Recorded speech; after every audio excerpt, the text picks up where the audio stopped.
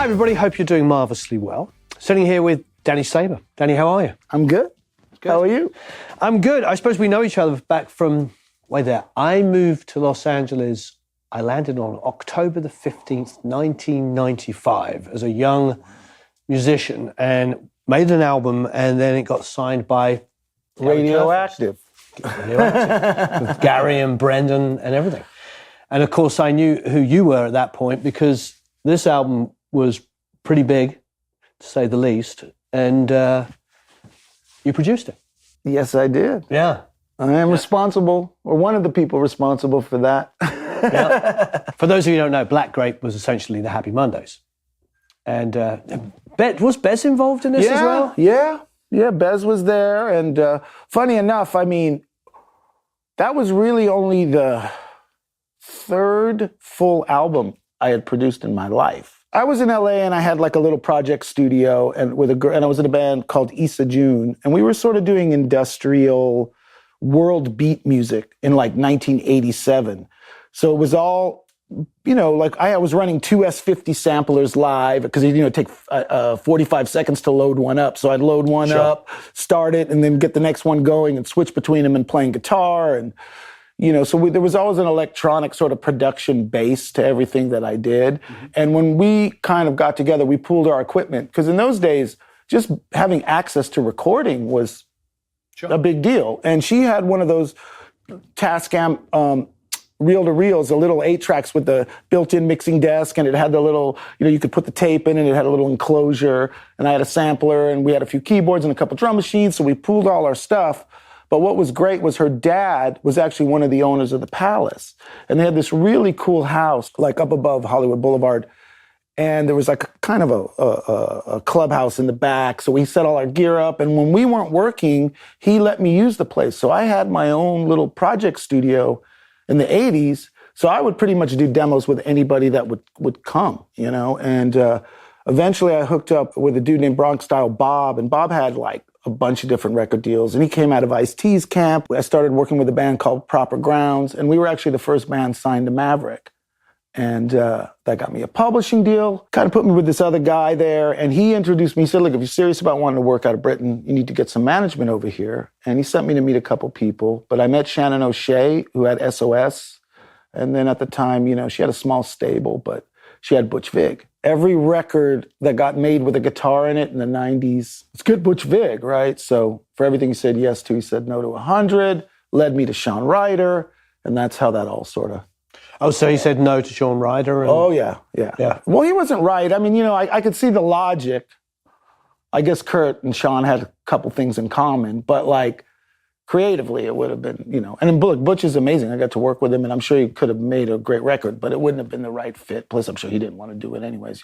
He was getting offered so much stuff. Plus, he had just started Garbage, and they were in the process when I met Shannon. They were in the process of trying to find a singer because that first record was pretty much written, and they were bringing different singers in until they found Shirley, who was also another signed to Radioactive. Yeah, Angel Fisher. Which is kind of crazy when you start thinking about it and picking it all apart. But that's what really, set the table for me to work with Black Grape, was going to London and just sort of being over there, And where did you end up making the album? Funny enough, because the first day we got together, we got put in this studio in South London. It was just a dumpy little place. And I didn't know who Sean was, to be honest. I mean, I knew, I'm just some dumb American in London, like just dumb lucking my way through life at this point, because my best asset was probably just how naive I was. You know what I mean? When you're young and you're just like... So I started to remember telling people, hey, I'm going to work with this guy. His name is Sean Ryder. And they were like, don't do it, which just made me want to work with him more. So then we went to the studio and we got put in, and he showed up with Kermit, and he had like this big doctor's bag, and he pulls out this big bottle of K-lead and morphine cough syrup. He's like, oh, you fucking want some? And I'm like, oh, that's okay, And then he said, shaking it up, and he flips around. He goes, hey, fucking shake well before opening. And then we ended up writing a song that day called Shake Well Before Opening. Every vocal on the record was recorded. Like it was just like amazing. I'd never done a session like that, I think one of the reasons we worked so well together is because up until that point, I had been working with a lot of rappers and a lot of hybrid type of stuff and doing remixes. So I recognized right away, like, he wasn't the kind of guy. Like, he told me a story when they were doing the record in Barbados with Tina and Chris. You know, it's like, right, Sean, you know, we want to retain the integrity of the song. So they kept making him go back to the beginning. He's like, fucking hell, dude, they keep making me go to the fucking beginning. It's like, and sing the song over and start from the beginning. And my whole thing was like, here's the mic, loop a beat, just do what you want. And then I'll sort it out later. So he never had to, like, you know, and the whole thing and the magic of that band was him and Kermit. It was like almost like they were sparring, you know, they would just feed off of each other. So they had that freedom to just not have to think. Put the Being magic instinctive and putting down ideas. Exactly. Yeah, I've heard lots of stories about the Barbados stuff. That was... It's all true and it's all overblown at the same time. You know what I mean? Yeah. Selling the studio equipment to raise money to buy drugs. See, okay, so there's a good example of truth in an untruth. What was Bez's kind of influence on the recording? Because obviously for those people that were Happy Mondays fans, I mean, Bez was I suppose what they now call the hype man. Yeah, but see, like, that's the thing. I always say this because, like, some people are like, oh, you know, what does he do? I'll tell you one thing. This is all I can tell you. There was a vibe and an energy. By the time we actually got in the studio, because keep in mind, with all that in mind, the record company is, like, nervous about everything, right? So I spent about 9 months just developing stuff. You know, I was in London. We did Shake Well. We met. That went well. Then, of course, I had to go to Manchester. You know, I went up there and then we did a tune up there. And then just, you know, we just built our vibe. I came back to LA, spent about 9 months just developing stuff. So finally we get the green light. Radioactive's going to send me back to London and they're going to give us 2 weeks in Rockfield, see how it goes in Rockfield. And if they're happy with the results of Rockfield, then they'll let us finish the record. We delivered Reverend Black Grape, which was like the single of the year, NME single of the year. Name of the Father, which I think was I don't know if it was a #1 single, but it was a big hit. Yeah. It was a hit. Kelly's Heroes, which was another like top 5 single. And I think Tramazipan Party or something, right? So 3 of the 4 songs, no, nobody knew it yet. Right. Right? But they were huge songs. So then it was like, okay, then you got to take 2 weeks now or whatever. It was over Christmas. I remember this. So me and my wife go to Paris because there's a whole thing with the visa and nothing was ever easy with those guys. But long story short, I had to leave England so they could renew my visa and I could come back and finish the record while they were still deciding if they were even going to let us finish the record. We're in Paris. We're waiting for my visa, waiting to see if they're even going to let us finish. So the whole thing was they come back to us as like, you know, they were so happy with the first batch of stuff. They're going to let us finish the record. They gave us a bigger budget. So we could now go to, because, you know, we were up in Rockfield, which it was a great studio, but we were in Wales. We were in Wales, nowhere, right? In Monmouthshire, so they were going to send us to Ridge Farm. That was the deal. We get to go to Ridge Farm now, and we're a little closer to London, and we're in that's top notch, right? But still, I imagine the thinking was because of Sean's reputation with drugs and stuff, they're like, keep him out of a major city, put him on a farm somewhere, whether it be in Wales or... Let me tell you something about Sean Ryder. They could put us in fucking Antarctica. If he wants some drugs, there'll be drugs there. Like, so that, but yes, that would be the conventional thinking. That was the label thinking, yeah. So then we get to London and it's like, oh no, I come back and it's okay, we're going to go finish the record. Now we got like, I don't know. I mean, I think we did that whole record in like 6 weeks, but we were pretty, you know, well prepared. It was like it was all written. I think we wrote 2 of the songs in the studio. I think Laroni wrote 1 or whatever. So now it's like, okay, so we're all thinking like, oh, we're going to Ridge Farm. We're going to this place called The Chapel in Lincolnshire. And now remember, it's February. It's cold. Yeah. And like our big day out, we got to go to f***ing Skegness, mate. Skegness in February, dude. Yeah. So we get to this town, and I swear to God, Warren, there's like, it was called The Chapel. And again, the studio was great, but it was in the middle of nowhere. They had a pub and a phone box. That was the whole fucking town. So Sean fucking lost it. He's like, because he was pissed, man. And the reason we didn't end up going there, like for the manager, like pocketed half the money or so. I don't know. He got that place for a third of what that other one would have cost. Did you finish the album there?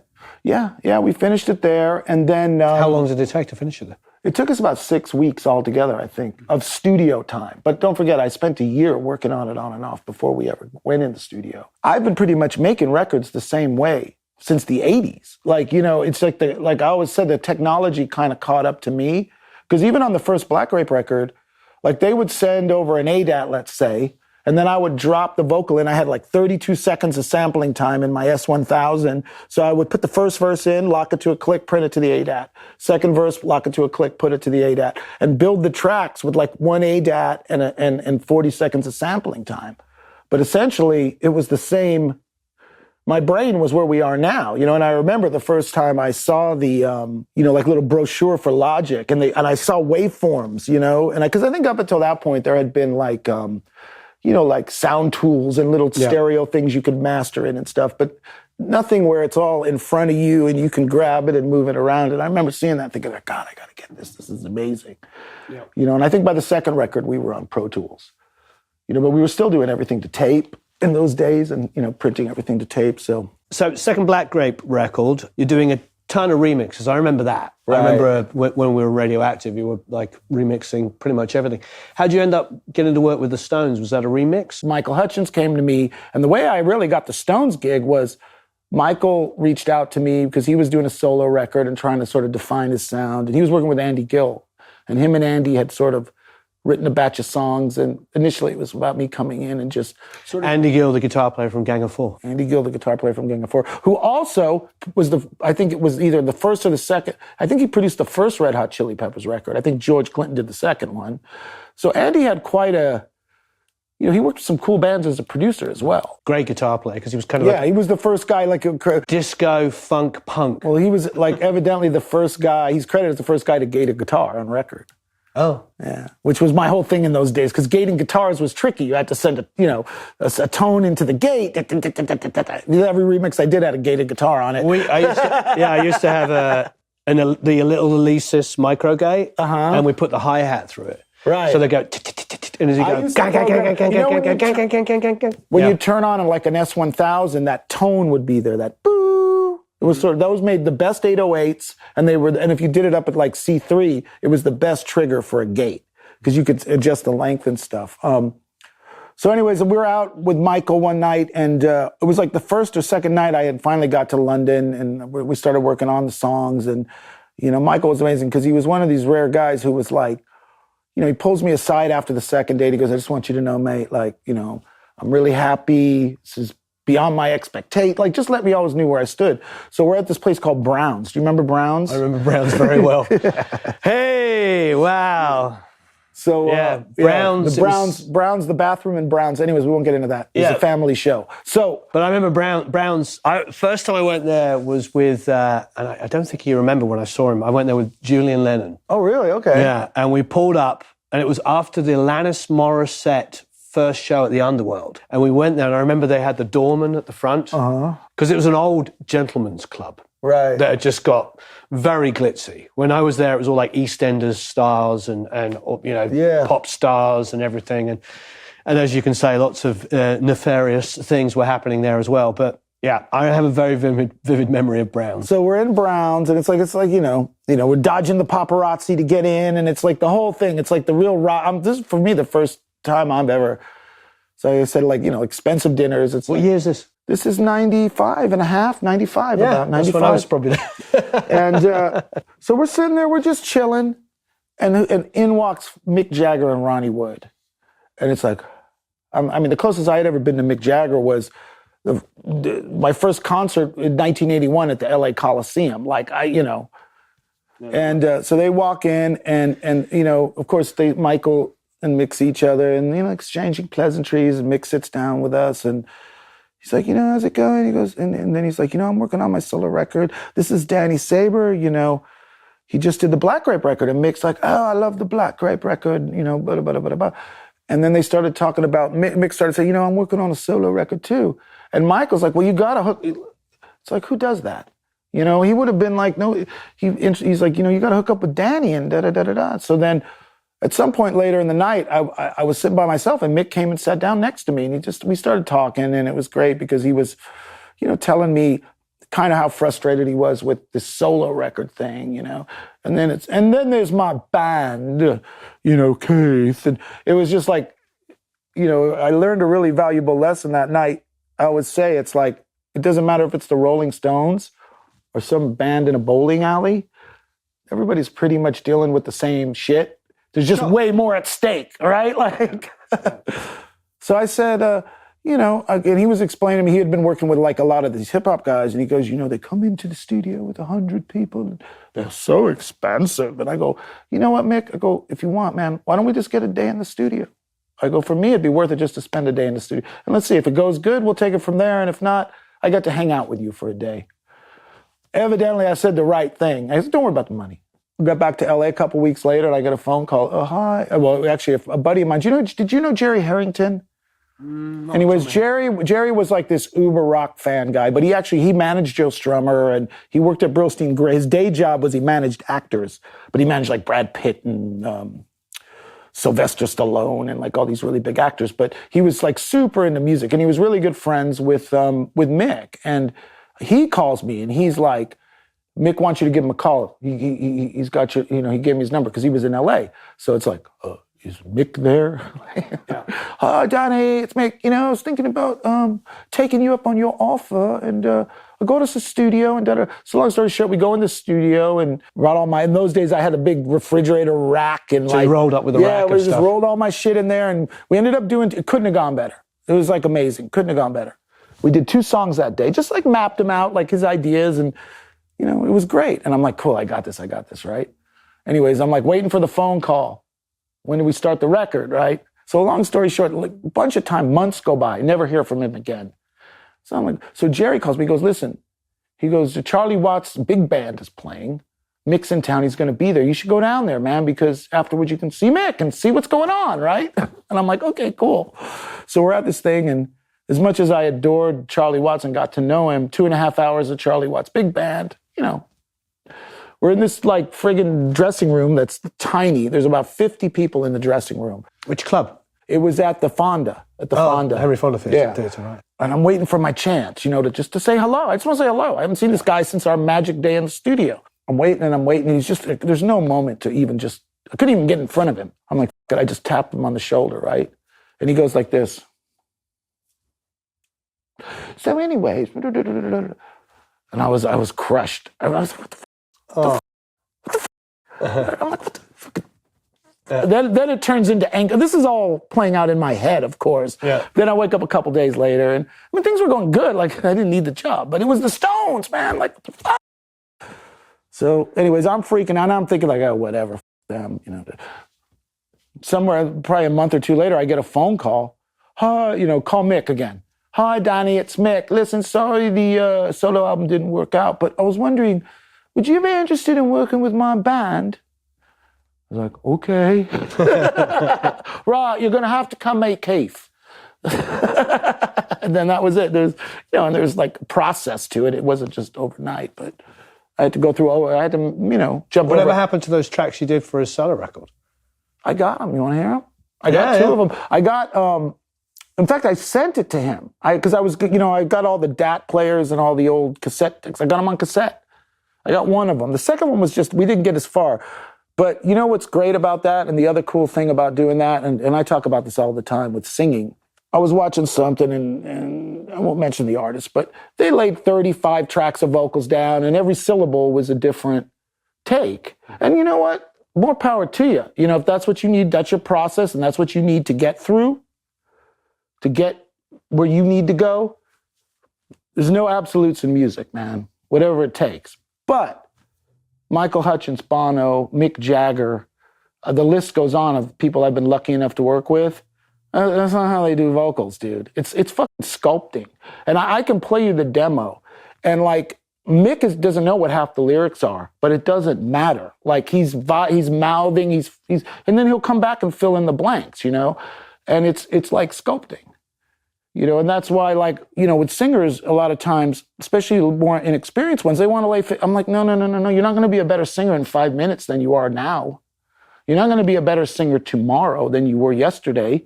So let's like let it come organically, let it come naturally, then refine and recognize what's good, and and then you go through and you fill in the blanks. And that was the one cool thing about those demos. If you hear them, you'll be like, he's ooming and on, and it's got more vibe than 90% of the stuff you hear these days. Amazing. I want to hear that in a minute. Yeah, I'll play it to you. Maybe we can even sneak a little to the audience. Yeah. That might be a lawsuit for you happening. You might not want that. No, actually, it's going to be a lawsuit for you. Lawsuit for Eric. We'll play it backwards. See if there's any satanic messages in it. So just to pick up the story then. So then the next hurdle was, to come, you meet Keith. So this is like the most monumental moment of my life at this point. So I come walking in the room, they're at cello, and they had locked cello out, and they weren't making the record yet. They were just running tunes. And Daryl was there. So I met Daryl Jones for the first time. Jim Keltner was there. I think he was there at that point with Charlie, because they were doing this crazy double drum thing where Charlie was like playing kick and hat, and then Keltner had all his he didn't really have a kit. He just had a bunch of electronic percussion and weird instruments, and Keltner's always into some really creative, crazy stuff. And he was like kind of playing, like if you listen to Out of Control, kick and Charlie's literally playing the kick and the hat, and Keltner's doing the rim shots, and it's pretty cool. So they kind of combined into this one entity. And Ronnie wasn't there yet.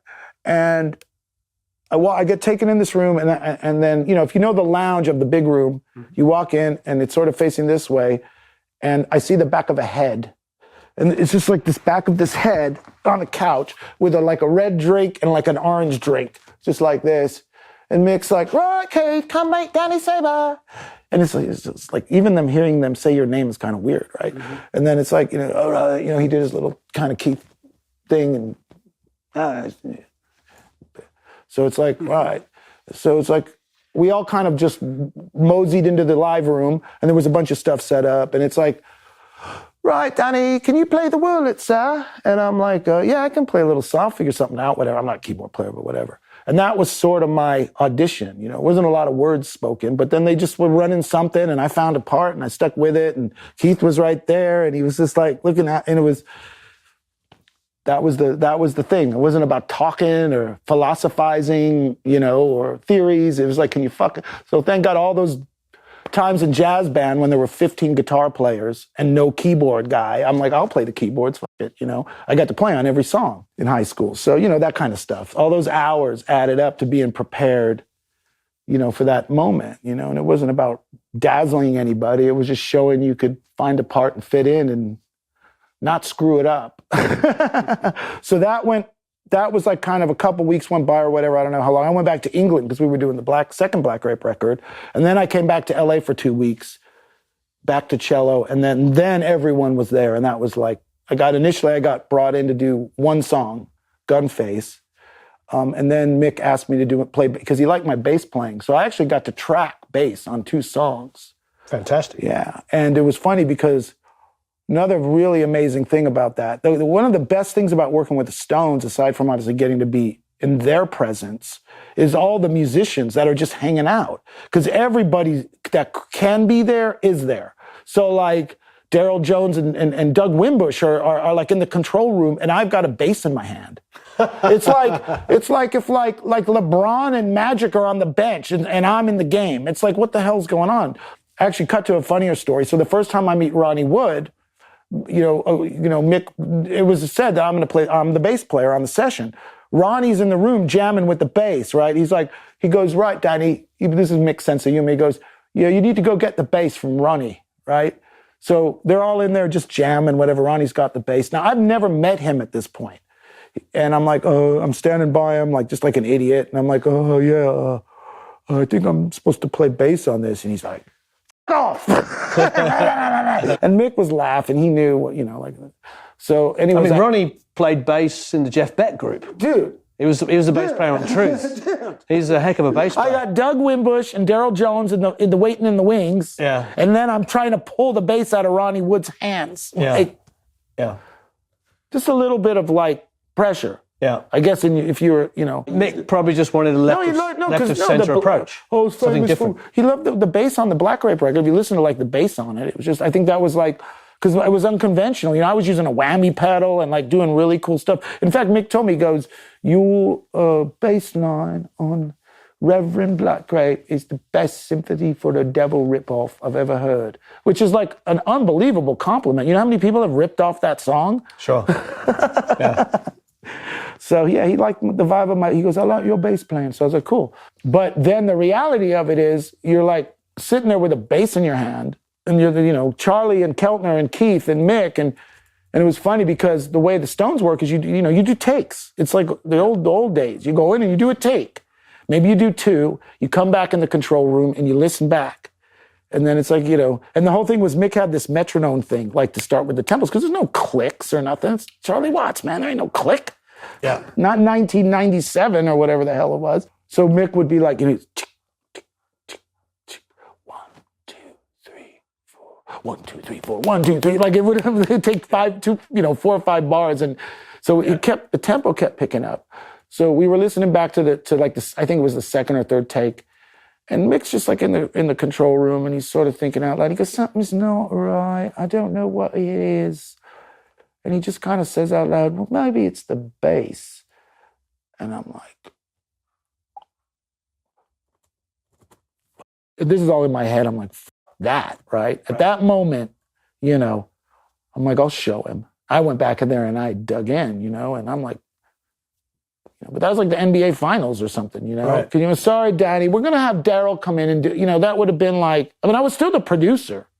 Right. That would have been good enough, but like, sure.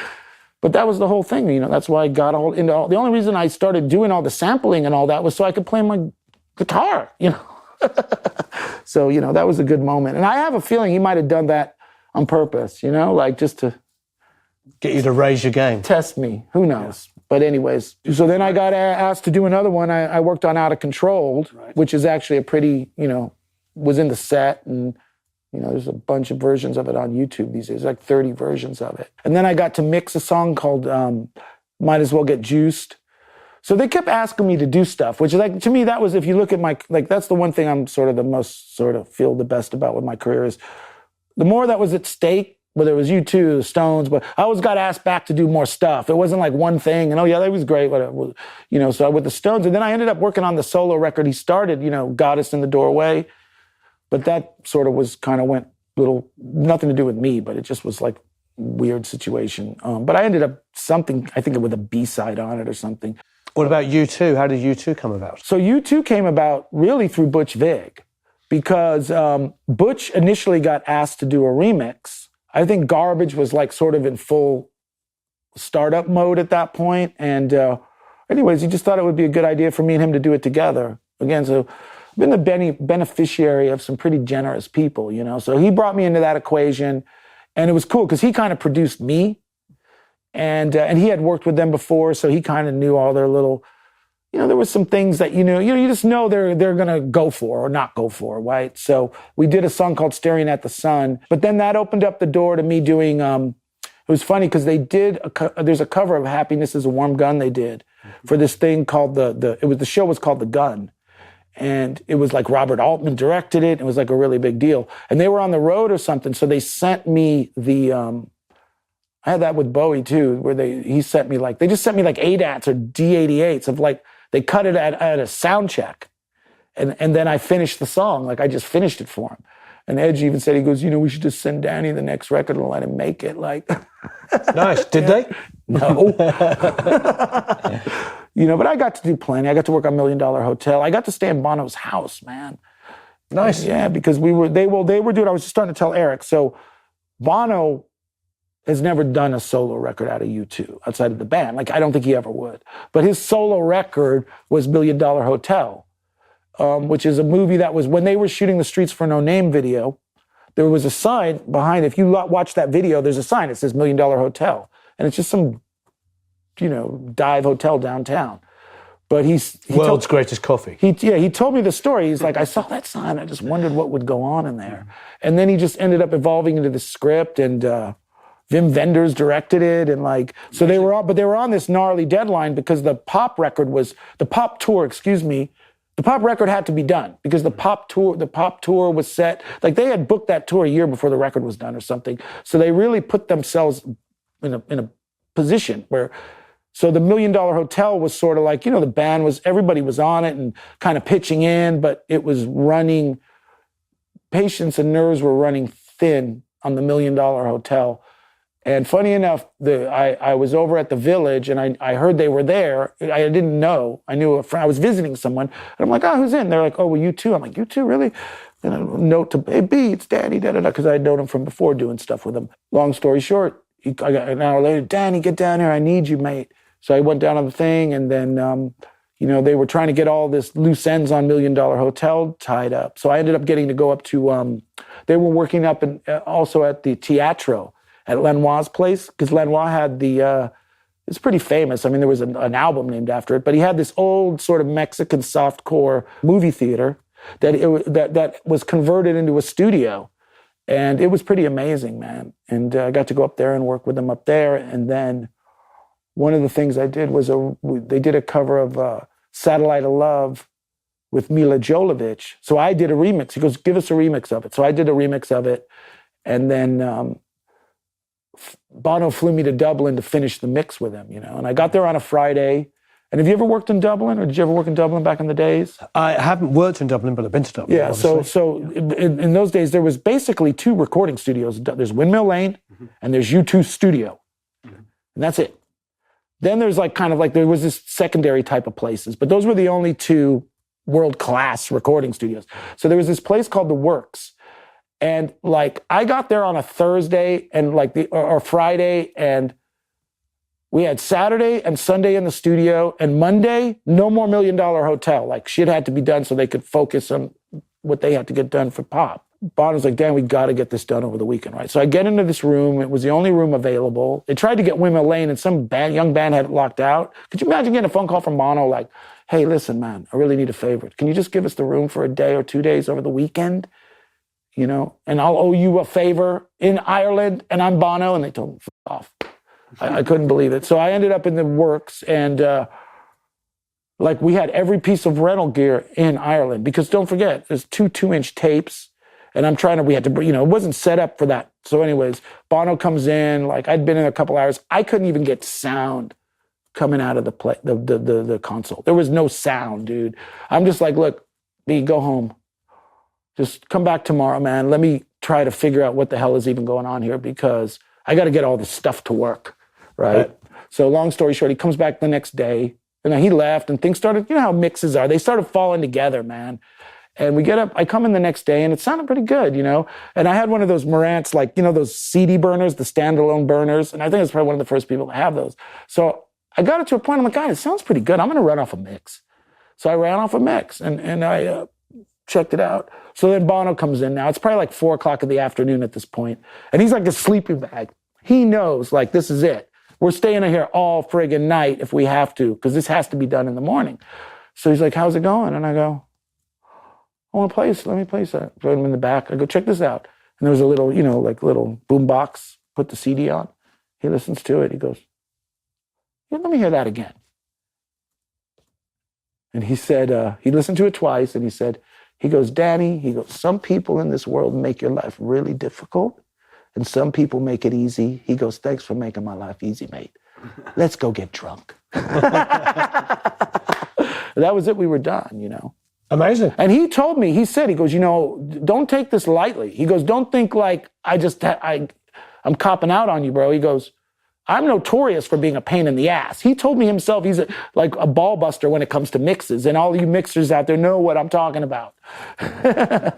So it was pretty cool. We ended up driving around Dublin and getting drunk, and I ended up staying in his house, and Naomi Campbell made pasta, and it was crazy.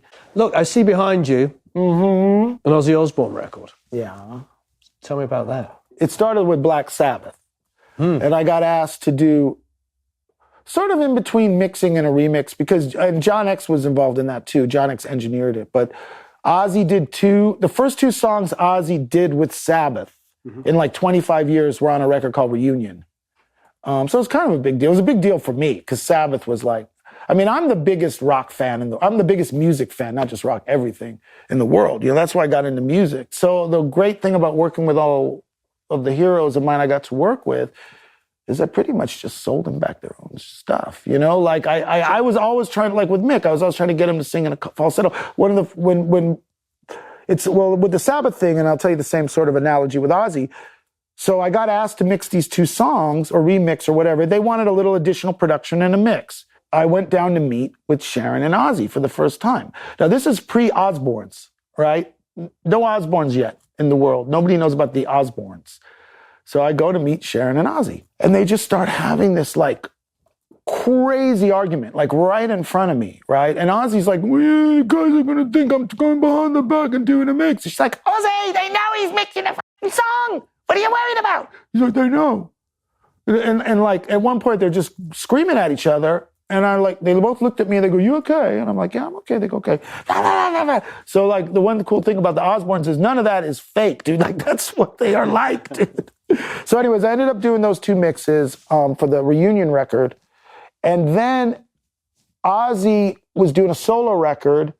So they asked me if I wanted to write with him. And I'm like, sure, that'd be awesome, right? So Ozzy came up to my house. That's when I had the house on Wonderland. And I had sort of like been brushing up on my Ozzy. Not that I needed to, because I saw Ozzy. I mean, Randy Rhoads was like, I worshipped Randy Rhoads, dude. I mean, I saw Ozzy at the sports arena on the Diary of a Madman tour. I kind of was like reading a little bit about Ozzy, and I realized like what a Beatles head he was, right? So I like cooked up this song, and I'm like, I'm going to write a Beatles. If the Beatles wrote a song for Black Sabbath, like that was sort of again, the whole fan thing. And that one worked out pretty good. It ended up on the record. I didn't end up getting to produce it, unfortunately, but it's on the record. So I got to co-write with him. And then we started to write a second song. So the first thing I did, same thing, is I handed him a harmonica.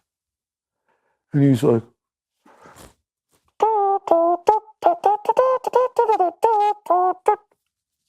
the wizard. Yeah. And I got him to play harp.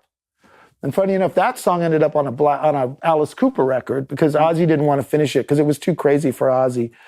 Because it's kind of like Black Grape meets Black Sabbath. You know, what's the other cool, interesting thing about Ozzy too is when I was like recording the vocals with him, because when he came over, we only had the track. There were no lyrics. And most people don't, I'm sure, know by now, Geezer Butler wrote all the lyrics to Black Sabbath. Ozzy never wrote lyrics. Now, I don't know who wrote the lyrics to the solo records, but Ozzy's not known as a lyricist. And I didn't know how deep that went until after we wrote Alive. Because he came over that day, he wrote all those lyrics. Like, I'm not, at that point, I mean, I've kind of got more into it, but I'm not a lyricist. I'm good at editing other people's lyrics and finding, like, flipping a word or two, but, you know, I'm not a lyricist. So he came over we left that house with a finished song, professional writing session. So cut to the next record, I get a call. Yeah, Danny, we're starting to write for the next record, and we've got all the music, but we want to see if you want to write some more lyrics. And I'm like, okay. Like thinking, like, what are they thinking, right? So I come to find out that they just assumed that I wrote all those lyrics. Because I guess usually if Ozzy goes and does a writing session, they don't come out with finished lyrics. So now I've got all these songs in front of me and I'm like who the hell am I going to get to write these lyrics? Because I'm not saying no. Right. Anyways, that didn't sort of ultimately pan out, but it was pretty funny that they thought I wrote all the lyrics. No, Ozzy wrote the lyrics. So what are you working on now? Well, it's funny you should ask. There you go. You know, there's so much going on now in the whole landscape of the music business has changed so much, you know, since when we got into it. It's really interesting just sort of figuring out the lay of the land. I mean, it is literally taking me about 10 years to sort of really feel like I'm not just floating in the ether, you know. It's really been a strange trip, you know. And a lot of what I've been doing is like, you know, when the COVID thing hit, it was funny because it's like, I'm going to write that novel I always want. You know, like we all had all this time on our hands. And one of the things I've been developing is like a music library and just trying to put because I've had about 300 pieces of music I'm connected to in one shape or another are somewhere licensed onto something. You know what I mean? I might have played on it, I might have wrote it, whatever, everything in between. But it's like the whole idea of trying to organize a library and, you know, it's like a battle I didn't want to fight. But luckily I hooked up with this guy named Tate LaRock, and there's a new technology. I don't know how new it is, but it's been refined to the point where you can now take stereo mixes and pull stems out of them. Sure. So I'm remixing this whole catalog with Tate and just a lot, like the Moonshine catalog from you remember Moonshine Records, right? It's the Levy brothers. We were doing their catalog and just starting to do all these remixes and stuff and build it up, with a view to releasing it as a library, but also, so that kind of on that side of it. And then I just produced a band out of the UK called the Gulps that Alan McGee manages. And I think that's the other cool thing that's really, if you notice what's happening now, I mean, the record of the year was Spanish, right, the other night. And these guys, the main two guys are, the singer and the guitar player are from Spain. The bass player and the drummer are French. And then the other guitar player is Italian. And they all ended up meeting in London by chance. And it was funny because I heard that, like, the singer he's just like old school all the way. Like, he was going around London, like he'd meet Bobby Gillespie and he'd be like, Bobby Gillespie, nice to meet you. He goes, Alan McGee's my man, going to manage me, right? So then Bobby's like, Alan, who's this guy, He says you're manager. He was like, the Gulps, I don't know who they are, like, and of course, cut to 2 years later, Alan McGee manages them now. So it's like those kind of guys. I'm excited about them because they sort of harken back to that sort of energy and the vibe of that I think is not missing from the music business, but it's missing from the stuff from that is in the so-called mainstream these days. That same energy and the same spirit, and just the whole thing of, like I was saying earlier about being in the room. And the biggest deal to me was like, Daryl Jones and Doug Wimbush, and I got the bass in my hands. I want to, like, impress those dudes. Like, that's what was driving me, just to be able to deliver and hang. I wasn't thinking about anything more than that. You know what I mean? And, it's an interesting time. Let's just put it that way. I think music, I always say it's like the canary in the coal mine of. Well, it's an anything goes time. Yeah. And it's just an extension of society itself. It's just a reflection, And I think the value system is what's valued now is not the same as what you're striving to become and what people see as held up as like the pinnacle. It's just different, And I think the fact that everything is sort of these own, like you hear these bands and it's like things are all in their own little alternative universes now, right? Something could be like, you look at these festivals in Europe, like the Download Festival. There's 1 million people there and it's metal. And you're like, whoa, like, how is that happening? It's like everything, there's no collective consciousness anymore. So just getting adjusted to all that stuff and sort of figuring out what it is. Because if you've come up one way and had success in that sort of system and then it all gets blown up, you've got to kind of figure out the lay of the land again, right? And I feel really good about where we are now. And then I'm doing a lot of stuff on the visual side of things. Like I directed this thing about the Dead Daisies, and I also got a documentary about Michael Hutchence made a few years ago with Channel 7 Australia. And because I have all these unreleased songs that nobody's heard from Michael's solo stuff. And that sort of set the table. I'm working with a company called Beyond. That's a production company based in Australia. But they do shows like Mythbusters and, so they do big shows. And we're developing a bunch of music-driven content now that I hope is going to, offer another narrative in what everyone's seeing and what's being held up. Because we've had 20 years of talent show. The talent show paradigm is what was held up. But then at the same time, there's so many great, amazing artists now. So just trying to offer something that maybe is a different take on like why music matters and why it's important and connecting those dots again. Because I think we both know it just doesn't mean the same thing it meant. I mean, I tell all these stories about working with the Stones and U2, but I don't know if people really understand, if they're under a certain age, what that really meant back then, like just what it meant, to produce the Rolling Stones. And that was a big deal. And I say that with total humility. Obviously, the Stones at that point had such a monumental career. You're working with a legacy artist, a legend. Yeah, the interesting thing about that, too, is funny because at the time when I was working with them, nothing to do with them. It was me and my own little head trips. Just like I'm working with the Stones, but I'm working with, it's 1973. It's not Beggar's Banquet. Like it's, sure. And I actually heard, and I won't say, somebody, when I was working with Alice Cooper, they said something like, oh, it's not as good as whatever school. It's like, yeah, well, give me Alice Cooper in 1973. I got Alice, not to knock Alice, but I got Alice Cooper in when I got him. Like I didn't get Alice Cooper in 1973. I got Alice Cooper in 2008. And we made a pretty goddamn good record. Like, you see what I'm saying? But then what you realize is as time goes by, at least for where I'm sitting now, it doesn't really matter anymore. It's like the same with Bowie. I went to go see, have you seen that Bowie documentary? Yes. It's unbelievably, one of the most amazing things I've ever seen. Yeah, I saw it when it came out. And it was so cool. But then it made me realize, like, it's all part of the same legacy now, right? It doesn't matter if I worked with him in 97. It's all part of the same, it's all in the books, you know? So it's all... Which record did you work on with Bowie? I got to work on, I did some remixes for... Earthling. But the cool thing was, again, like, yeah, I did a remix. Oh, you just did a remix. But then when Bowie, and it's a great story because I guess a bunch of remixes had been done for Little Wonder. Mm-hmm. And they were very underwhelming because Reeves Gabrels told me the story later, became really another great thing of working with Bowie is becoming friends with Reeves Gabrels and getting to know Gail Ann Dorsey. And so all the people around him are just as amazing as they are practically, you know? Gail's wonderful. But, oh yeah, Gail's really something.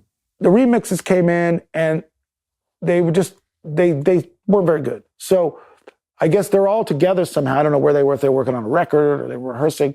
And it's like, right, the new batch of remixes are in. So everybody like kind of walked, oh, great, let's go listen to them, right? And Reeves said that the first Little Wonder remix, once it got through the first chorus, he said everybody was laughing. But they were laughing because it was so fucking good. And Bowie called me. He wanted to meet me after that remix. And I went down to the Tonight Show and got to hang out. And then I ended up doing a bunch more stuff with him. So it wasn't just like, that doesn't happen, dude. It's like, you know how many people do remixes for David Bowie? Like, sure. So it was pretty cool. I really liked that Earthling record. I think it was, I think when people look back at his career, they realize it was a pretty huge highlight. Yeah. Well, that's my point. Like at the time, and like Reeves is one of those people that Bowie purists either love him or they hate him, right? Because he's doing all, but Reeves is one of the most, he's the guitar player in The Cure now. Yeah. And he's been for Singer years. with The Cure, yeah. Yeah. But Reeves is one of the most intelligent, like, he's one of those rare guys that can intellectualize shit, but do it in a way where it's not like snobby and like stupid. Like he knows what he's on about.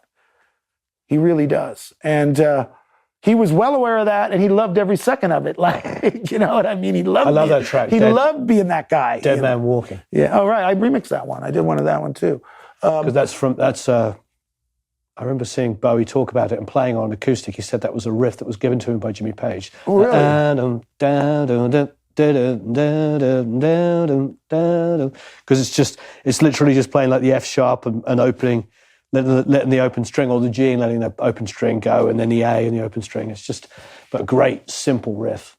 There's a cool little video I did. Maybe I'll give you guys a link to if you want to show it, let people to check it out. But, I became real friendly with Mike Garson. And when they did the Bowie tribute over the COVID thing, I put the medley together, which was a really cool thing. He asked me to do it because it was all it was almost like making a record, and then they were like kind of overlaying it live. So I got to put together this like, little montage of Lady Grinning Soul, Aladdin Sane, and I can't remember the third. There were 3 songs, but those are his signature songs. So for Mike to ask me to do it was a huge compliment. And Boy George sang it, and Boy George crushed it. We were talking about like Bowie's creative process, and because I got to ask him a lot of questions, and another person too who we talked about quite a bit is Mick Ronson, because Mick Ronson, as he put it, is one of the unsung heroes of rock, and when you listen to Mick Ronson, like I learned things about Bowie constantly, but go back and watch him do Gene Genie. There's this one performance where they're both singing. And the voices are you can't tell the difference. Like, and Mick brought so much to that period. He really did. I mean, it was Life on Mars just as much as him. Yeah, man. It was incredible string arrangement. And who would nobody realizes what a complete, amazing musician he was, and a producer and an arranger, and aside from probably having, if not one of the 5 greatest tones of all time. So there's just so much stuff in it like that. That's the beauty. That's the richness. And I think, like, getting back to what I was saying a little earlier, it feels like, there's always been a direct connection to the music that preceded the last generations, right? Like everything was connected. And that feels like it's been cut now. Like, it's like the teeth has been taken out of rock and roll. Sure. I mean, there wasn't one rock band on the Grammys. I mean, there wasn't even one. The best we got was Jeff Beck died. Like, there wasn't one rock band on there. Right. You know, and I've been lucky, dude. I've worked with Public Enemy. I've worked with every genre. I've been very lucky that way. I love hip hop just as much as I love rock and roll and electronica and everything, but it's just sort of like kind of crazy how a whole genre can just be ignored at this point, or at least not feel like it's part of the mainstream. Yeah, I don't know if I would call it ignored. I think it's up to bands to create something that's unique and kicks down doors. Right. So much of the rock I hear at the moment. Well, I agree with you. I agree with you. The same as it's been for that's absolutely last couple true. of decades. But I don't think when I say rock, I should be more like inclusive. Like there are people doing that, but like the guy, like the Tame Impala guy, or like, you know, I'm not as up to date on him as I was, but that band Cage the Elephant, like there were so many cool bands in the last 5 to 10 years that could easily be mainstream sort of today's.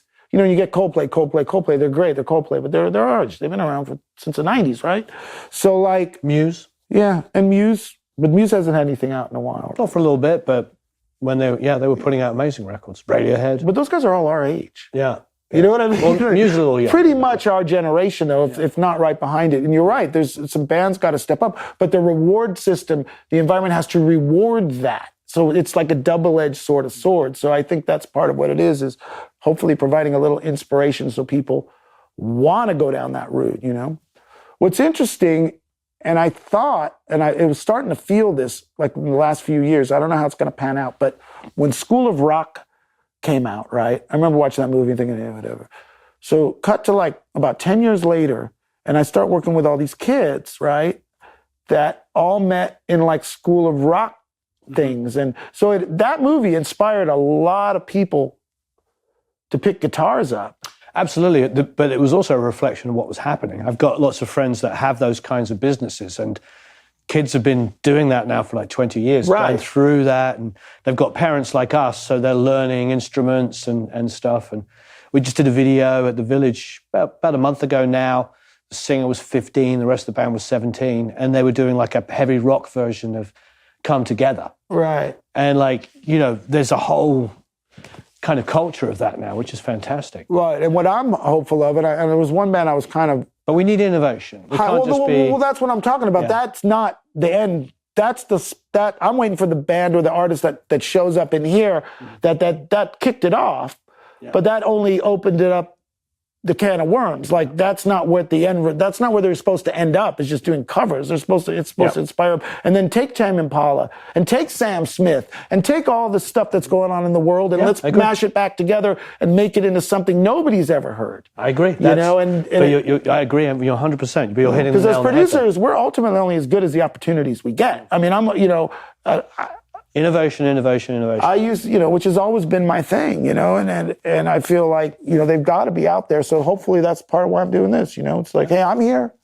I'm not too big to hit me up. I'm not, if you feel you got it, hit me up. Because I'm, you know how many jobs I haven't got because people didn't call me because they go, oh, he's not going to want to do it. He's just, it's all this stuff. It's like, no, man. Yeah. I always talk about like Joy Division. Joy Division is German synth pop. It's Neu and Kraftwerk and Tangerine Dream meets disco. Danny, thank you ever so much. My pleasure. I really appreciate it. We don't have time to listen to all this music, so we're going to come back and do that. That will be a lot of fun. I want to hear outtakes of Mick Jagger songs. Just don't tell I got so much stuff. Nobody knows that we're playing it. No, this isn't going. You know what I got that's kind of interesting too? What's that? I got the first 3 songs Robbie Williams ever wrote. Because after he left Take That, they asked him, who do you want to work with? And it was like right after the Black Grape thing. So he picked me. Yeah. And we wrote these 3 tracks. And it's great because, at that time they were figuring out like who's Robbie Williams going to be.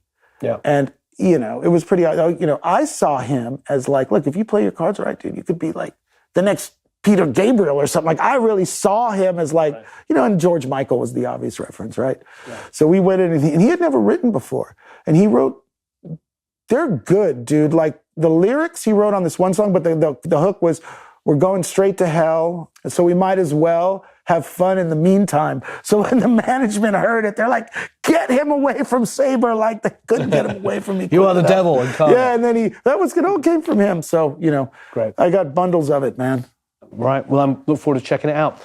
Thanks, everyone. Thanks, Danny. So long, farewell, auf Wiedersehen, au revoir, adios, to zines, tschüss, goodbye. Leave any comments and questions below.